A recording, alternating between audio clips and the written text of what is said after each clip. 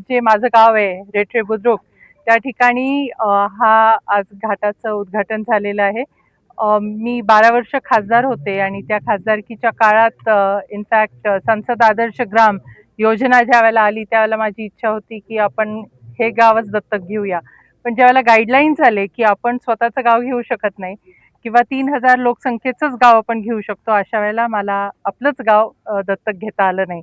पण ती उणीव कुठेतरी कायम मनामध्ये भासत होती.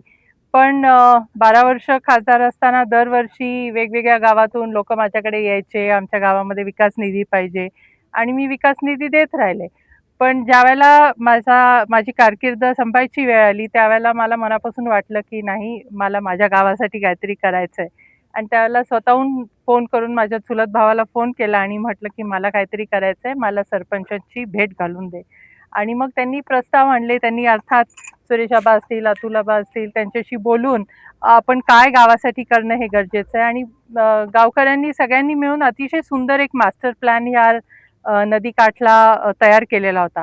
वास्तविक माझी थोडी इच्छा होती की आपण स्किल डेव्हलपमेंट सेंटर करावं, जिथं यंग मुलं येतील, त्या ठिकाणी व्होकेशनल गायडन्स आपण शिकू.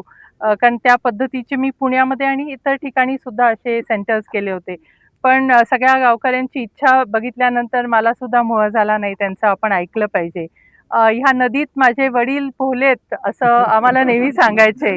आणि आम्ही कधी रेठऱ्यात आलो की आम्ही तिघी बहिणींना आमची चुलत बहीण इथं आणायची आणि हे सुंदर निसर्गाचं दर्शन घडवायची. त्यामुळे नदीचं आणि आमचं नातं खूप पूर्वीपासून, लहानपणापासून आहे. आणि त्या ठिकाणी आज अतिशय सुंदर महादेवाचं मंदिर गावकऱ्यांनी सगळ्यांनी मिळून उभं केलेलं आहे. कृष्णामाईपर्यंत पोचण्यासाठी हा घाट तयार झाला आहे. त्यामुळे मी खरोखरीच माझं भाग्य समजते की हे काम मी करू शकले. आणि मी विशेष करून सुरेश बाबा, अतुल बाबा यांचे मनापासून आभार मानते. ग्रामस्थ, ग्रामपंचायतचे सरपंच असतील, सभासद असतील, त्यांचं मनापासून आभार मानते. आणि अर्थात हे सगळे आर्किटेक्ट, कॉन्ट्रॅक्टर सगळे याच गावचे. तो मला अभिमान जास्त आहे की गावकऱ्यांनीच, गावकऱ्यांच्या कल्पनेतून हा घाट आज तयार झाला आहे. अतुल बाबा आमदार आहेत, लोकप्रिय आमदार आहेत.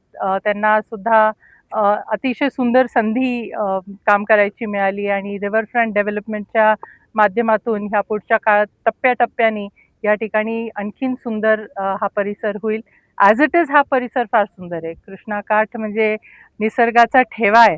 आणि हे काम करत असताना मी पण कॉन्ट्रॅक्टरना सांगितलं होतं, आर्किटेक्टना सांगितलं होतं की निसर्गाला कुठेही हानी न पोचता आपल्याला हे काम करायचं आहे. आणि त्या पद्धतीचं काम त्यांनी केलेलं आहे. त्यांचे मनापासून अभिनंदन, ग्रामस्थांचे मनापासून अभिनंदन आणि सुरेश बाबा, अतुल बाबांचे मनापासून आभार की त्यांनी खूप छान पद्धतीने ह्याला सगळ्यांना सहकार्य केलं. बालपणी पाहिलेलं गाव आता हे गाव बदलते. वंदनाताई यांचे मनापासून आभार मानतो की अत्यंत कमी कालावधीमध्ये त्यांनी मोठा निधी हा आमच्या गावासाठी, त्यांच्या गावासाठी उपलब्ध केला.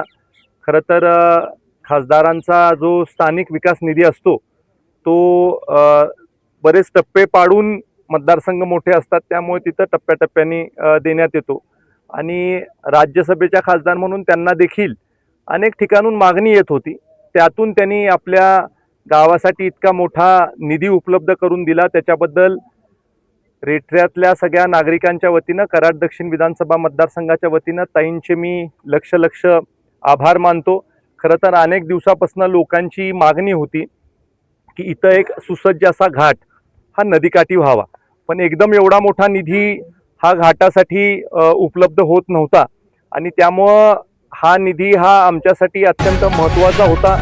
आज आपण जर का बघितलं तर महादेवाच्या मंदिराचं रिडेव्हलपमेंट हे मागच्या कालावधीमध्ये स्थानिक लोकांच्या मदतीनं, गावकऱ्यांच्या मदतीनं आपण रिडेव्हलपमेंट केलेलं आहे. आणि आम्ही जिल्हा नियोजन मंडळामधनं क वर्ग देवस्थानामध्ये देखील आपल्या मंदिराची निवड केलेली आहे. आत्ता मला मागणी करण्यात आली की आपलं मंदिर हे सोलर एनर्जीवर मंदिरामधलं लाइटिंग सगळं चाललं पाहिजे.